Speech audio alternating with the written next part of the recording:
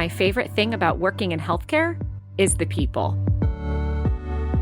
This industry brings together brilliant, highly motivated individuals who are driven by the opportunity to make a difference. My name is Hallie Tecc, and this is The Heart of Healthcare, a podcast where I'll be introducing you to the people on the ground moving the needle in public health and medicine.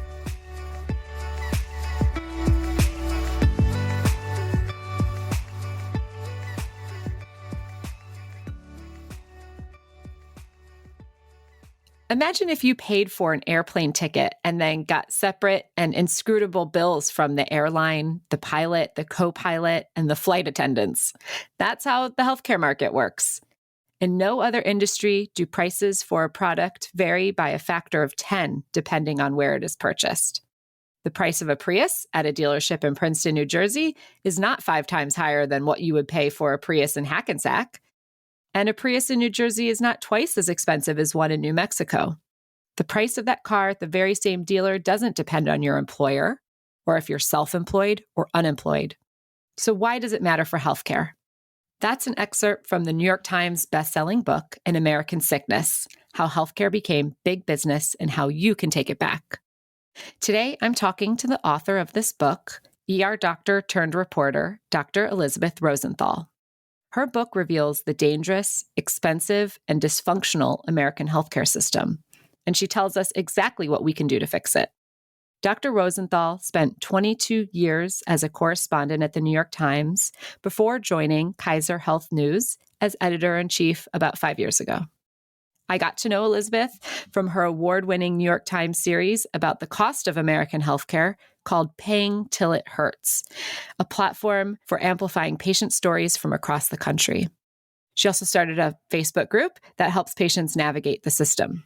Welcome to the show, Elisabeth. Thanks so much for having me. You have spent a lot of your career really diagnosing what's wrong with our healthcare system and what has led the U.S. to have the highest healthcare spending as percent of GDP compared to other OECD countries.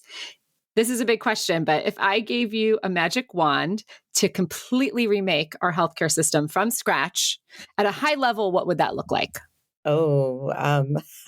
This is really hard because, as a journalist, I can't have political or partisan opinions, but I think we do need some way to control prices because what's really out of control is the pricing, nothing else. It's a good healthcare system.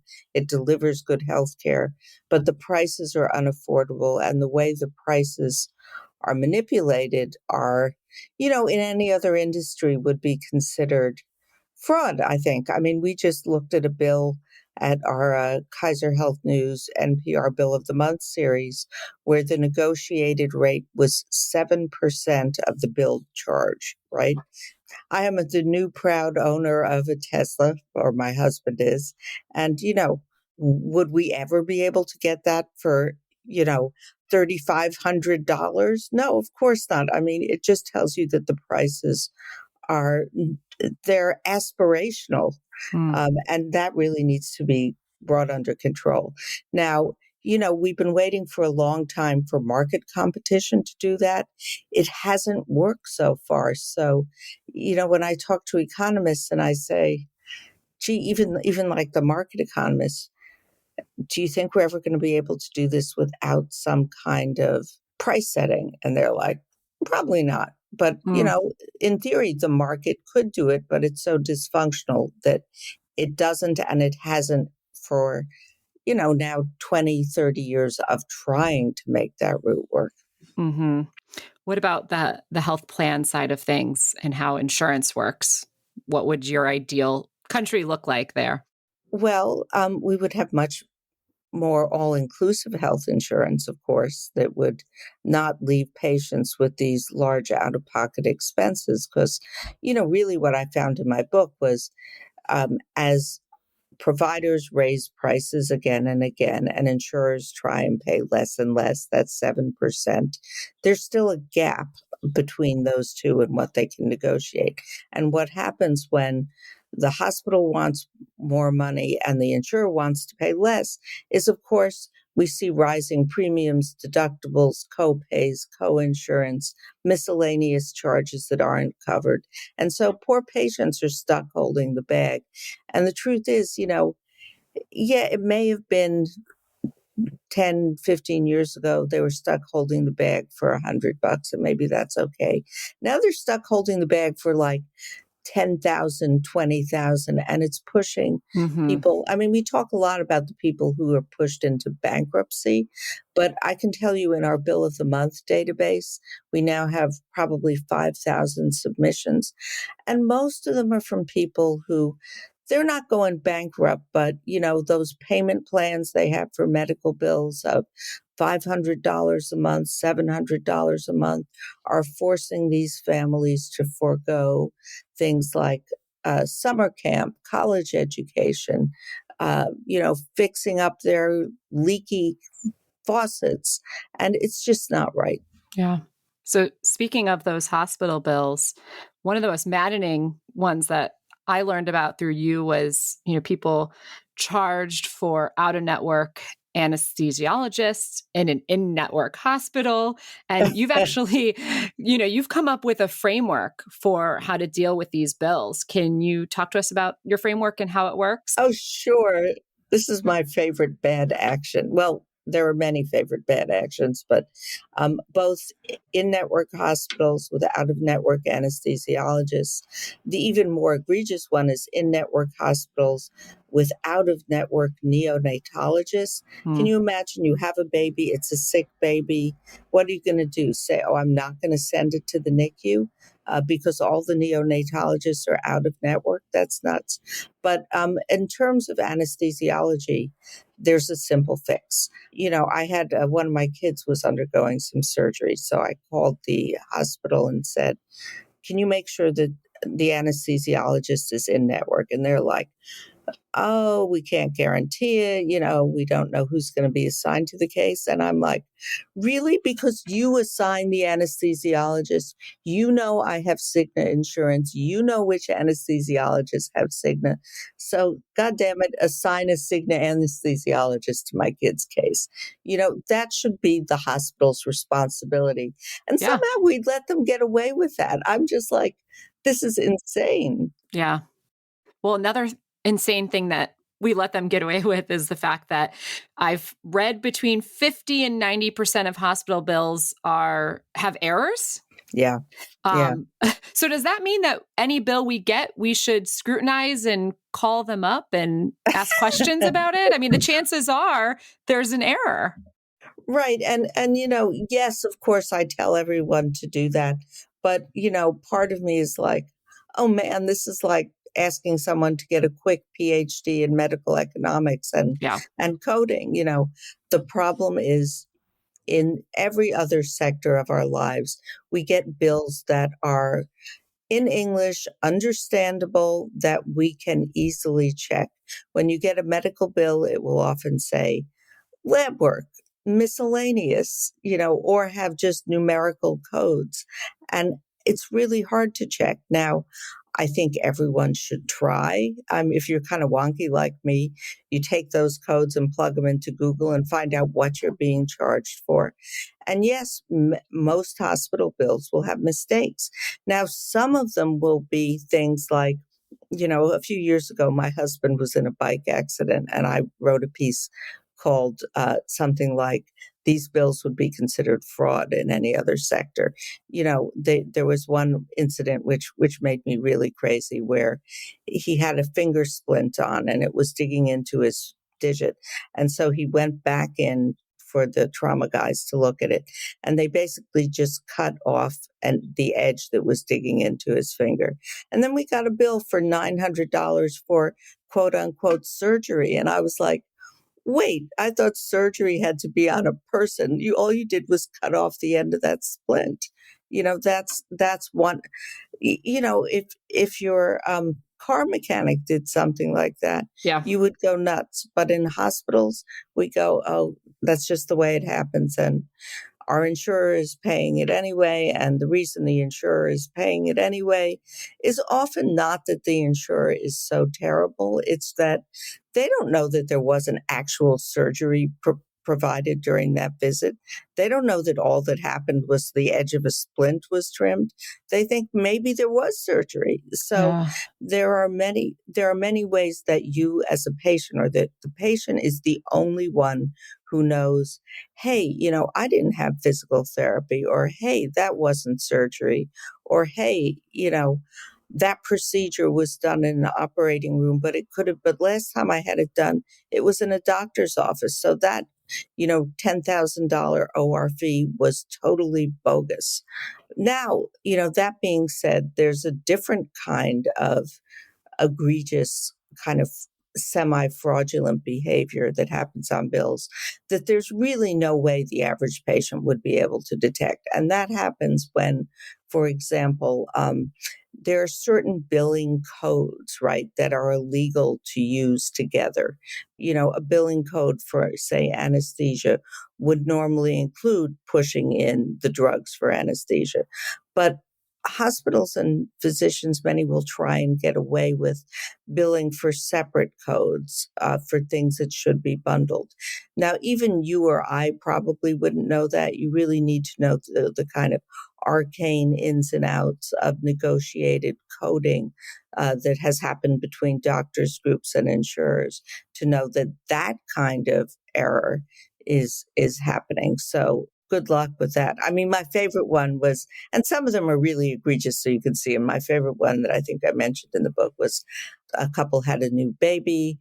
They looked at the bill for the baby and it had a $5,000 charge for circumcision. They knew their baby hadn't been circumcised, but of course the insurer didn't. So it's always good to look for like the really out there egregious attempts at overbilling, but many of the others you won't be able to detect. What are the patient bill of rights in terms of asking questions and having more details of what is often a very confusing looking bill? Well, I think the problem is there are no standards, right? You can ask for itemization, but if the itemization comes back as a bunch of codes, how helpful is that? And should you have to go back 4 times to say, no, that's not itemized enough? I mean, again, I always go back to like the home renovation or the car mechanic example. Like, you know what you're paying for, and you don't have to like request, like it doesn't say kitchen renovation $15,000.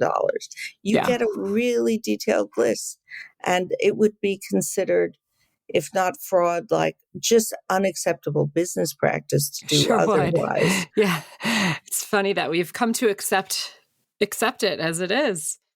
Yeah, and one thing that has happened just this year is, as of January, as you know, hospitals are required to post their list prices for common procedures and the negotiated rates they accept from insurers. But, we just looked at that, good luck using that. It's posted often in an obscure corner of a website, and then it's posted in a computer language that is not compatible with most of the search tools that people use. So even the stuff that is, we celebrate as transparency is totally untransparent for the actual end user, the patient. Yeah. It has to be transparent and user friendly. Yes. Yes, and in English, like, why should hospital bills? It's like, I often joke, this was in an article I did for the Times, but it was about a guy who flew to Belgium to have a hip replacement because this was back in the bad old days when his hip degeneration was considered a pre-existing condition. So his insurer wouldn't pay for it in Seattle where he lived. So he flew to Belgium, got the hip replacement for $13,000 at one of Belgium's best hospitals, including airfare, I should add. And I asked the hospital administrator to send me the bill. And it was 3 pages, and it was more comprehensible to me than an American bill, even though it was in Flemish, because it Mhm. was like, do two-person commerce, like, okay, a two-person room, that I see a charge for that. Yeah. A hip implantant, yeah, I see a charge for that. It's just such a, I don't know, it's so Kafkaesque, but, in the end, it's tragic because people are suffering in this Yeah. country. Well, on that note, how does our existing system further drive health and economic disparities in our country? And who do you think really suffers the most from our dysfunctional system?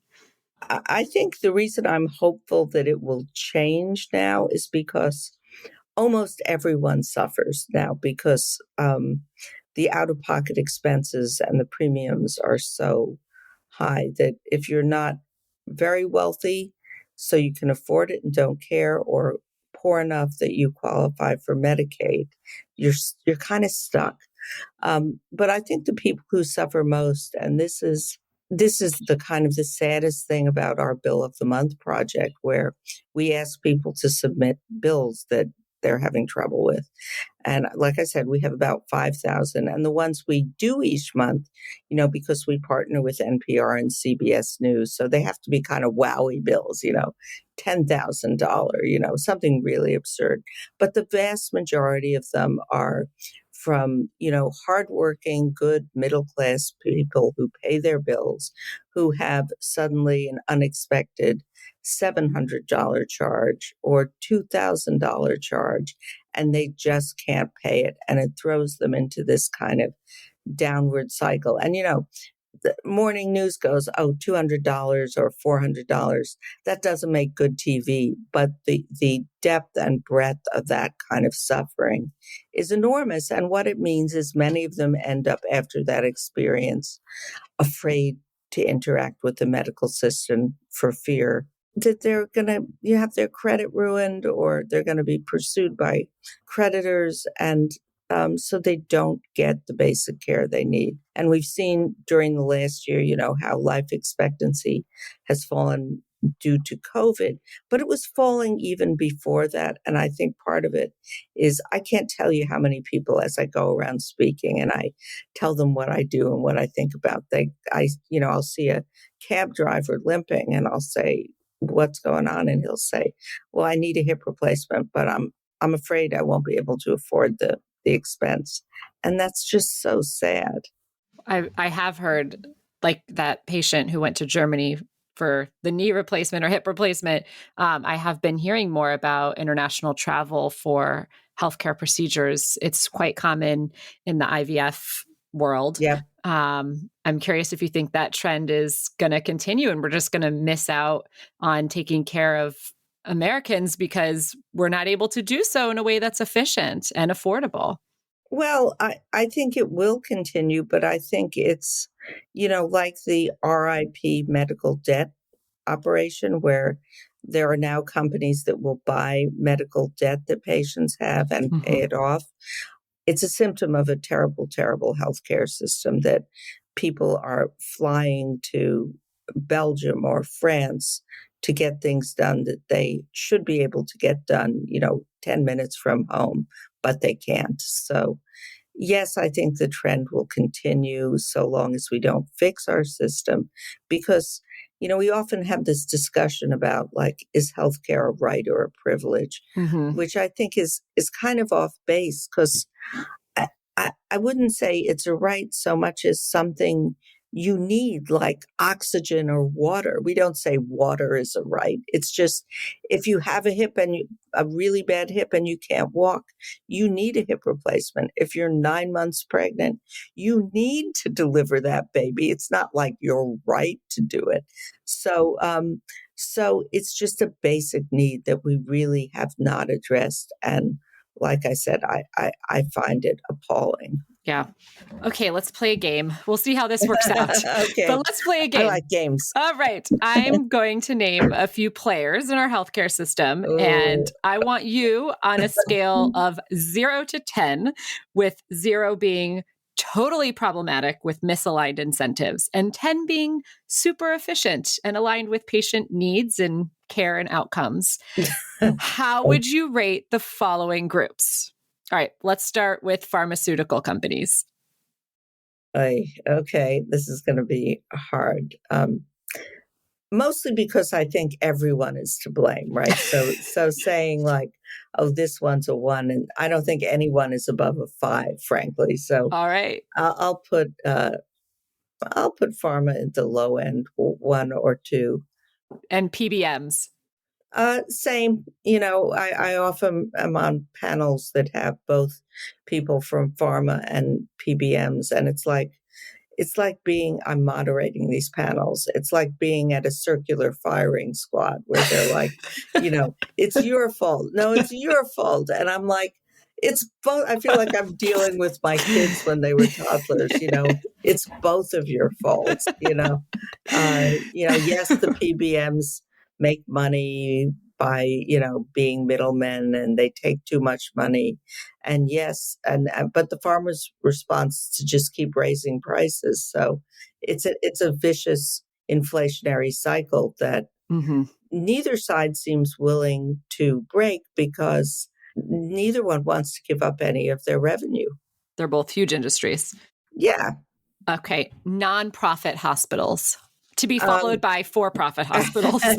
Well, I think we can rate them the same because interesting. They function very, very similarly. I guess the only difference is, this one is really hard because the hospitals, they came out of the COVID pandemic looking like heroes, right? Because they worked really hard. They, quickly converted outpatient clinics to ICUs in New York.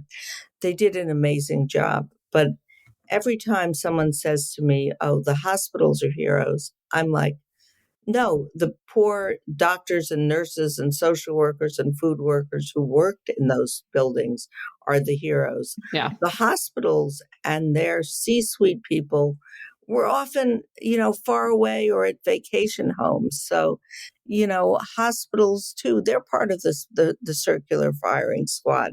When you ask them, that circular firing squad involves hospitals and providers generally, and insurers, who are both like, when I say like, why do you list these crazy prices that you know are insane? They know they're insane, and they're like, well, 2 reasons. One, because the insurer will only pay 7%. So of course, if we want to get more, we have to make them even higher.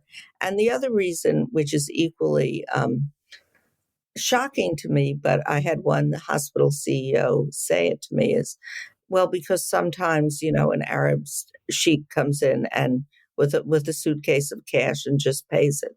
So that's the kind of insane thing about the hospital prices, that, um, you know, they're so high that if just one time out of 100 or 500, someone actually pays the sticker price, they're doing fine. Now, and it doesn't matter so much, apparently, to not-for-profit places, that the other 99 people are suffering, losing their homes, unable to send their kids to summer camp. Yeah. So it's very venal behavior in my view.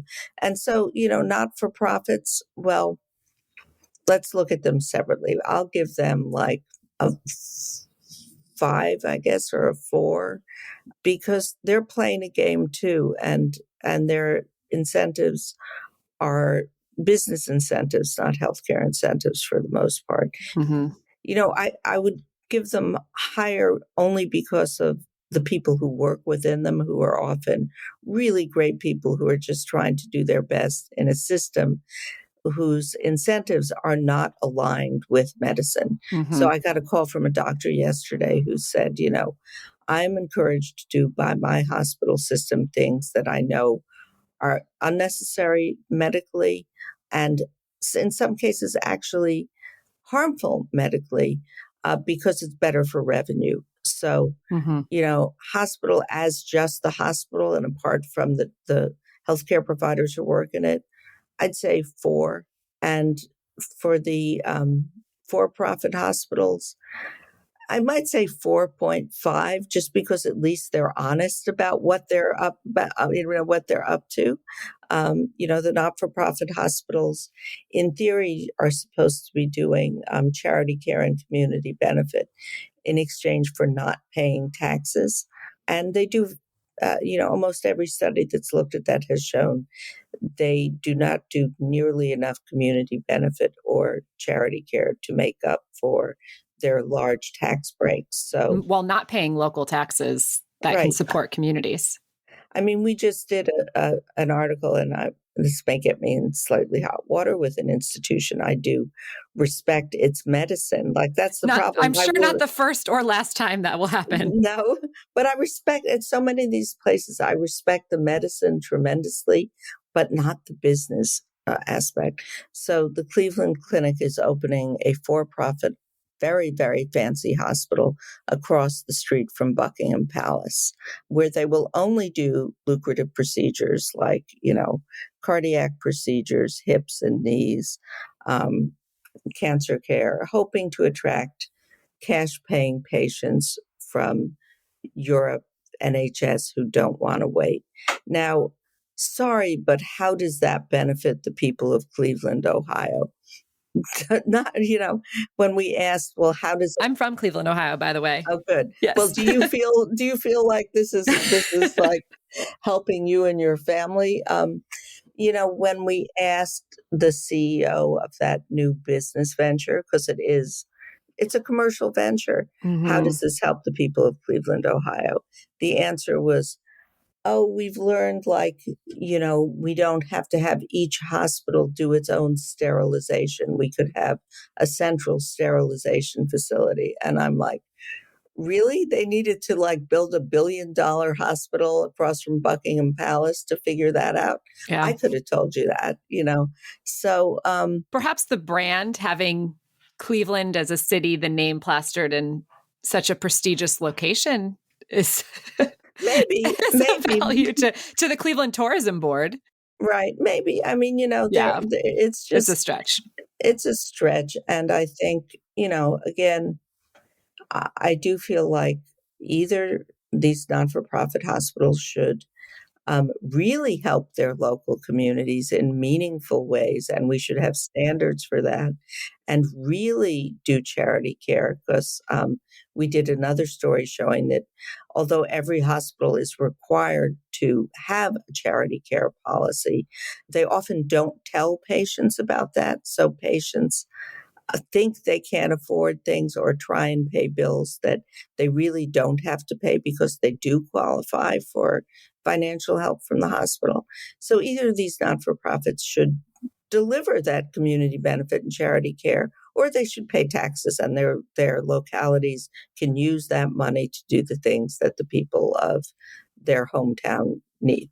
But again, we've let them get away with it. You can't, I can't blame anyone, because our politicians have allowed this to happen, Yeah. And they are businesses. So what about the AMA? Where would you rate them? I think I'm going to take a pass on this one, because Okay. they're an industry group, and like every industry group, they exist, as one young doctor who had not joined told me yesterday, to basically make sure that physicians get the best revenue deal they can, and also self-perpetuation, right?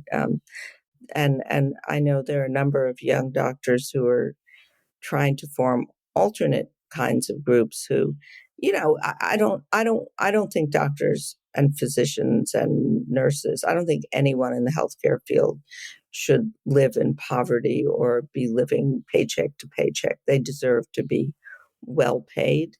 They do really hard work, but that's really not what the AMA is about. It's not about fair pay. It's about maximizing pay. And frankly, I don't know. I'm from a slightly different generation of physicians, because being a physician when I trained it was a way to be comfortable, but not a way to be really rich, right? When I worked as an ER doctor, I was paid by the hospital. I wasn't a contractor owned by private equity, which is now what most ER physicians are. So, but I think that calculation for some physicians have changed. But I think for most physicians, what matters is being able to go in and take care of patients, getting reasonably compensated for it so you can live a good life, a good upper middle class life, and not having to think about, they don't want their patients ripped off. And this I hear so much from physicians when a patient brings their doctor a bill and says, "Hey, did you know they charged me $20,000 for that, 10-minute procedure?" Physicians are like, "Oh man, I feel really bad about that, Yeah. but what can I do?" And I think that's what needs to change. There needs to be an alternative group that says, you can do something, you need to organize and make your voices heard, because many hospitals treat physicians now almost like, it's almost Marxist. They are just the labor, Yeah. they're the, Is there a group? Is there Physicians Against Our Dysfunctional Healthcare System? there are a number of groups. And the problem is, I think they're very, it's kind of balkanized. They tend to be at one hospital or in one region. The person I spoke to last night was doing a clubhouse event that's a group of mid-career physicians who are just sick of being told what to do for business purposes by their hospitals and feel like they have very little way to push back against that individually, but they're hoping that together, and they want people to run for office. They want to form stronger physicians groups at hospitals. But, at some level, I sadly said to him, "Gosh, I wish you all the luck in the world, but boy, is that going to be hard," because not at smaller hospitals. At smaller hospitals, I've seen physicians organized to say things like, "No, you cannot close down that obstetrical unit because there's no other place to deliver within 100 miles of here." And this is a bunch of the medical staff rose up and kept an OB unit at a hospital in California. If you're going against one of the really bigs like UPMC or Cleveland Clinic, boy, it's such a David and Goliath problem. We'll be right back after the break.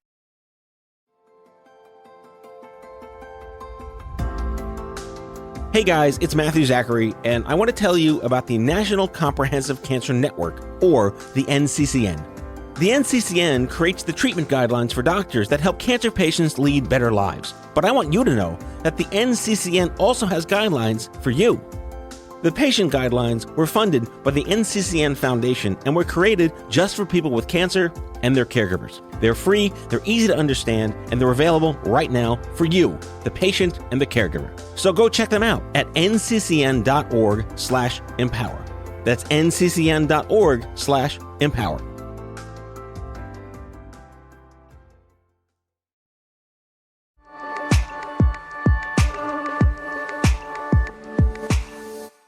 So tell me about moving from medicine to journalism. How did you decide to make that jump, and what did your family think, especially your father, correct me if I'm wrong, who's a doctor?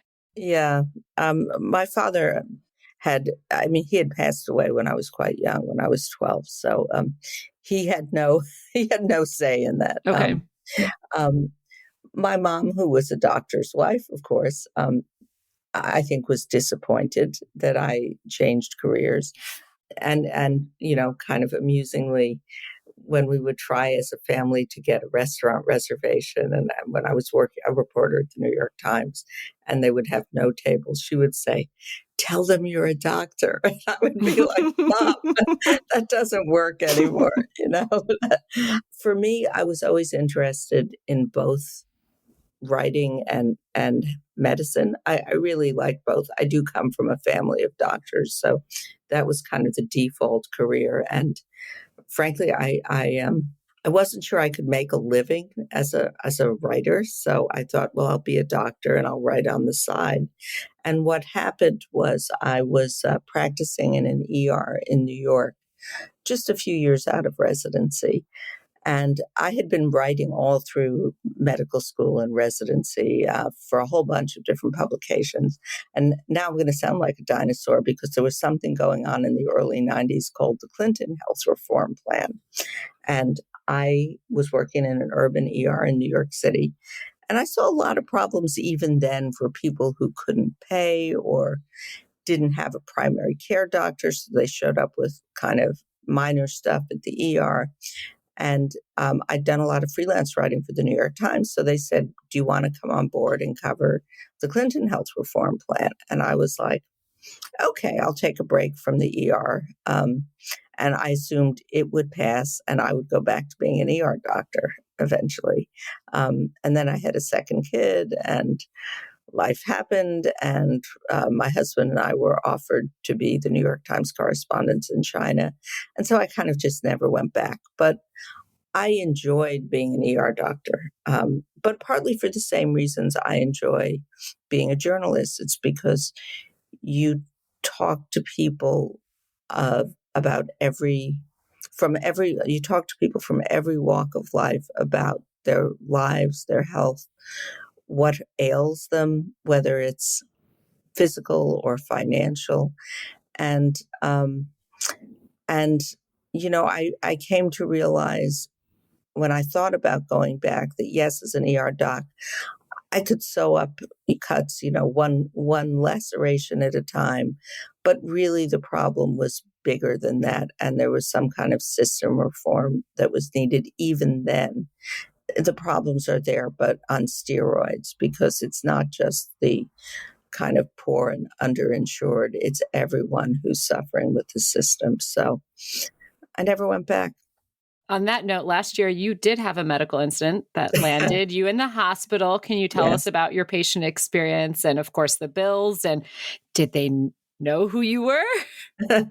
No, basically, I had a very freak head injury at the very beginning of COVID. And I'd like to say I was doing something like, skydiving or skiing, but I just basically had a fall in the kitchen in the middle of the night and was taken by ambulance to a hospital in DC where I live and had some pretty serious after effects that are better now. But in terms of, when they asked me, when I woke up after 6 hours, they'd cleared my spine and my head and they said, here, you can sign your discharge papers. You should be fine. They sewed up a big laceration too.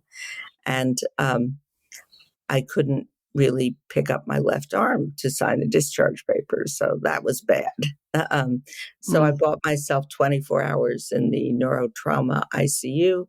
And then because it was COVID, they were like, okay, we're going to discharge you to home, find a neurologist, do some PT, good luck. And I didn't, it was the very beginning of COVID and they really couldn't test who had it and who didn't. So I didn't want to be in the hospital. They didn't want me to be in the hospital. I didn't want to go to rehab. So that was that, right? Now, the lucky thing for me was right after that, I was left to find a neurologist. And I had a friend whose dad worked at Hopkins, and he hooked me up with a neurologist who's been wonderful at Hopkins, where I get my care. And Hopkins happens to be in Maryland, which is the one state where medical bills are rate regulated, right? So my bills from Hopkins have been perfect. It's really shocking to me. I mean, they've been reasonable. I have had no weird surprise bills, out of network. Are you sure bills. It's not because they were like, oh, this is Elisabeth Rosenthal. We need to be very careful. I think it's because it's the state. Now, the interesting thing, and I'm not going to name names here, at some point during the recovery, because it was rather complicated, and is still, 15 months later, there's still some stuff lingering, because it happened during COVID, and they wanted to make sure I didn't have some underlying neurologic problem. I had I had to have a whole bunch of, different neurologic tests that were very exotic and 2 spinal taps. And they wanted some second opinions.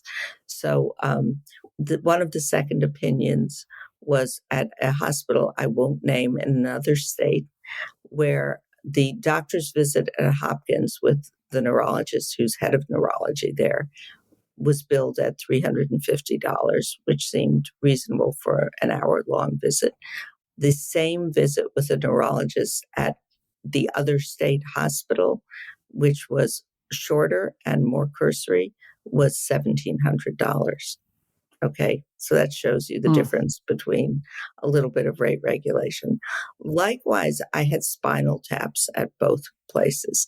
The one at Hopkins was done in the normal neurology clinic by neurology residents. It was fine. I mean, I've done spinal taps as a doctor.